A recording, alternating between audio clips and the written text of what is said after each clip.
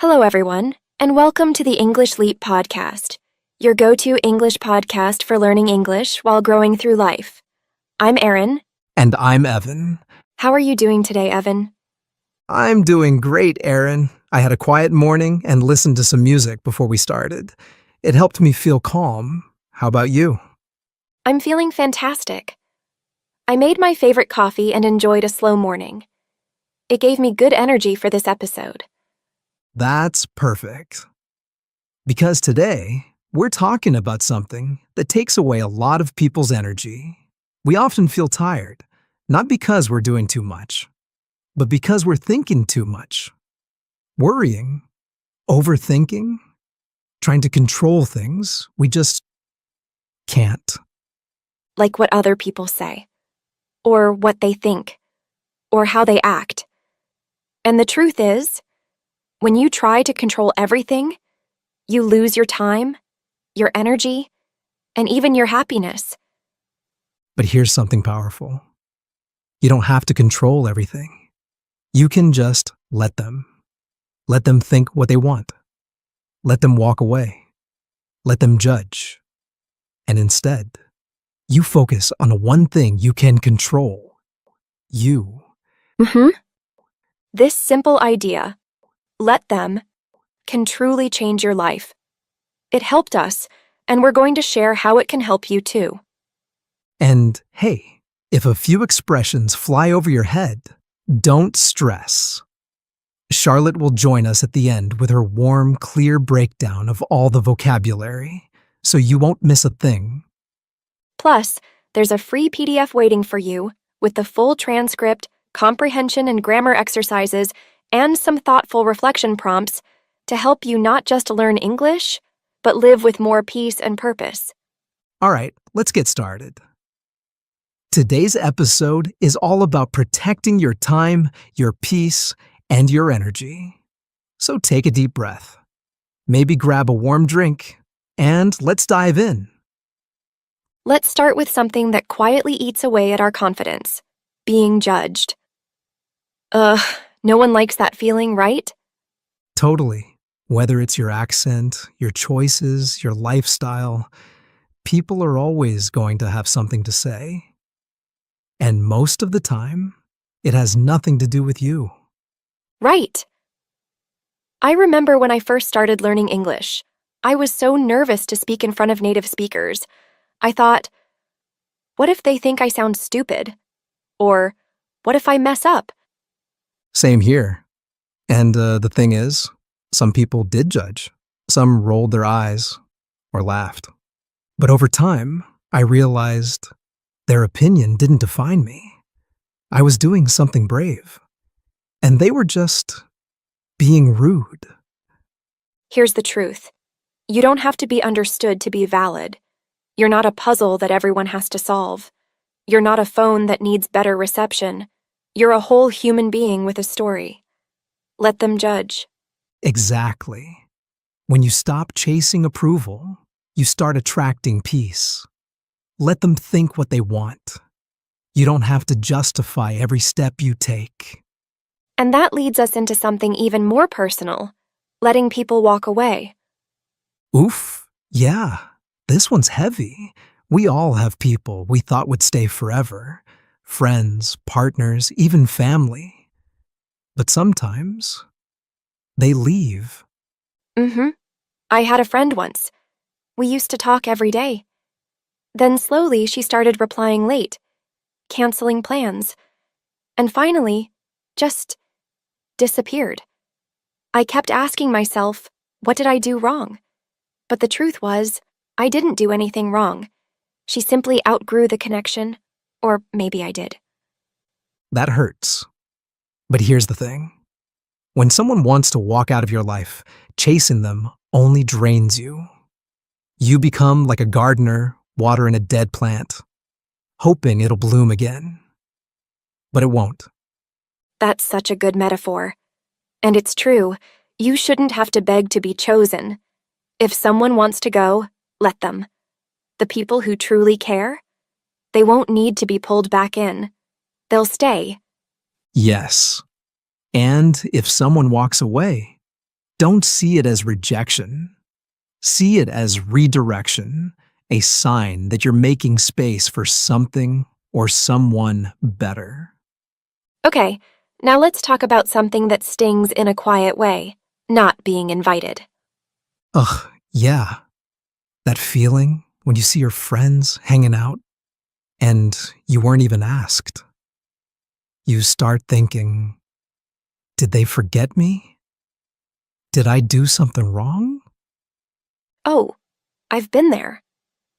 Once I saw photos of a dinner party on social media, and it hit me. Everyone I knew was there. Everyone. Except me. And for a moment, I felt invisible. Yeah, that kind of social rejection feels like a punch to the gut. But here's the truth. You're not for everyone, and that's okay. Exactly. Being excluded doesn't mean you're not worthy. It just means you're not part of that circle. And maybe you're not meant to be.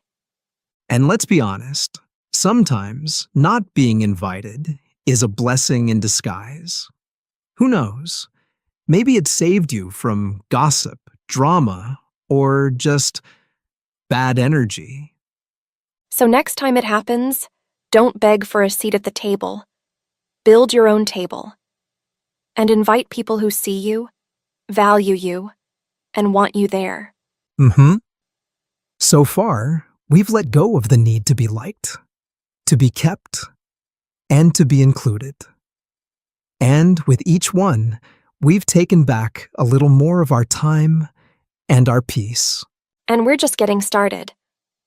The more you let go of what doesn't serve you, the more space you create for what does. Space for self-respect. Space for calm. Space for you.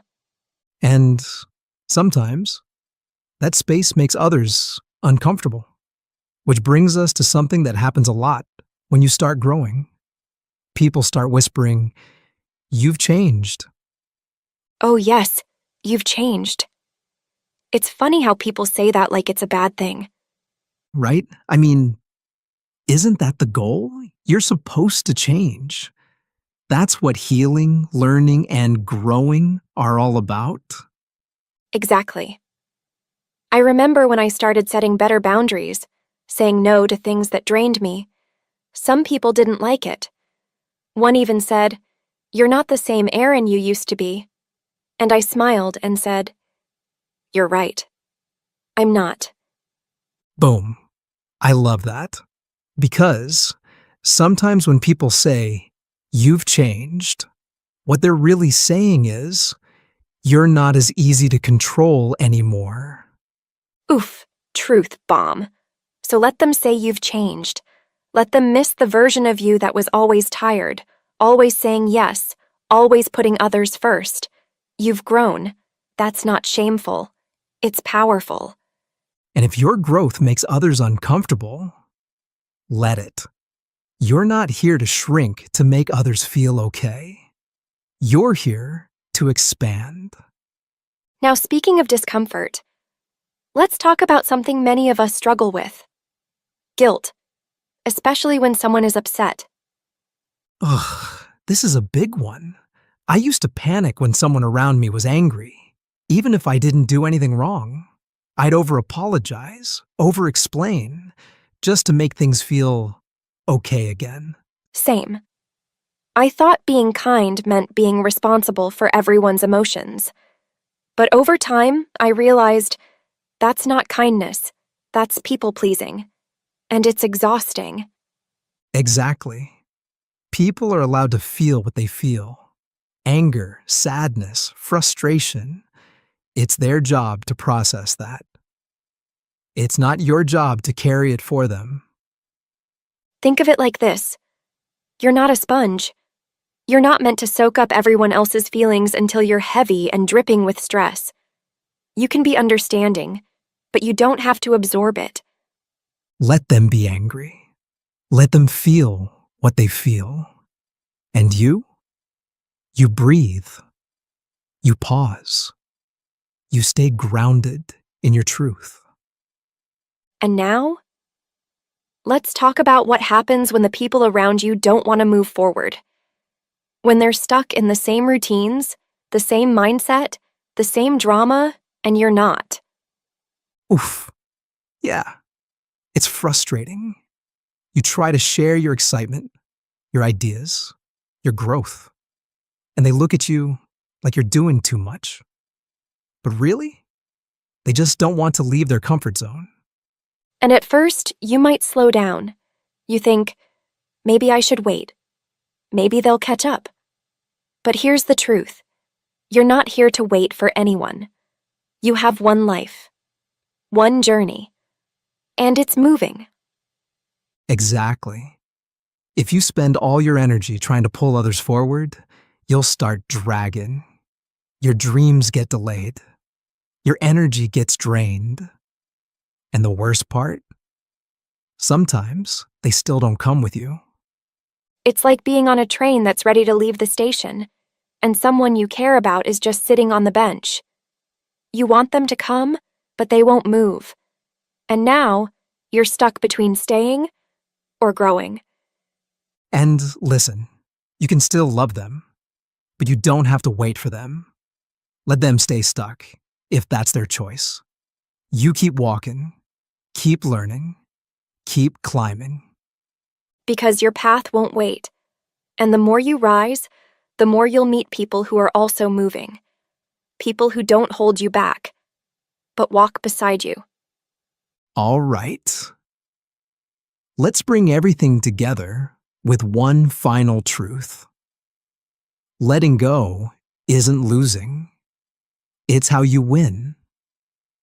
You know, holding on can feel safe, like we're doing the right thing by not giving up. But sometimes, holding on is exactly what's hurting us. It's like trying to hold sand in your hand. If you grip it too tightly, it slips through your fingers. But if you open your hand and relax, the sand stays. Some things are only safe when you stop trying so hard to keep them. Exactly.